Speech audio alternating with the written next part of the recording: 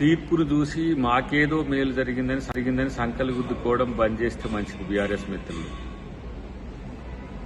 Ghosh commission ఏర్పాటు రాజ్యాంగబద్ధమే అని court చెప్పింది. తాత్కాలికంగా ఎలాంటి చర్యలు తీసుకోవద్దనే ఒక ఆర్డర్ ఉంది, అది interim order.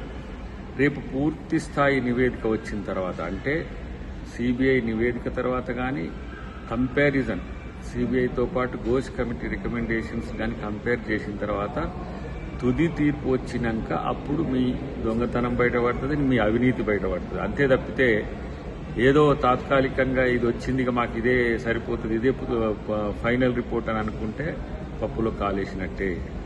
So Harish Rao చాలా ప్రయత్నం చేస్తుండ్రు ఢిల్లీలో ఏ విధంగా ఆ కోర్టు నుంచి బయటపడాలి, లేదంటే సిబిఐ దాని నుంచి బయటపడాలి, బీజేపీ నాయకులతో మంతనాలు, ఇవన్నీ కూడా సమాచారం ఉంది. కాబట్టి అవినీతి చేసి తప్పు చేసి తప్పించుకుంటామనే ఆలోచనను బంద్ చేయండి. ఎప్పటికైనా అది బయటపడేది. కాళేశ్వరం కూలింది వాస్తవమే, అన్నిటికంటే ముఖ్యంగా మీరే ఒప్పుకున్నారు.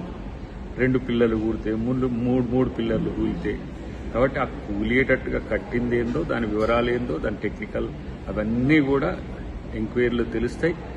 సిబిఐ బీజేపీ చేతిలో ఉంది కదా, దాని నుంచి మేము తప్పించుకోగలం. రాజకీయంగా వాళ్ళతో కలిసిపోతే వాషింగ్ పౌడర్ నిర్మా లెక్క కేసీఆర్ చెప్పినట్టు బీజేపీతో కలిసిపోతే తప్పులన్నీ క్లీన్ అవుతాయనే ఒక సూత్రాన్ని మీరు అనుసరించాలనుకున్నా డెఫినెట్గా అక్కడ చేసిన తప్పు ఎప్పటికైనా బయటపడేదే, దానికి శిక్ష పడేదే అని చెప్పి తెలియజేస్తుంది.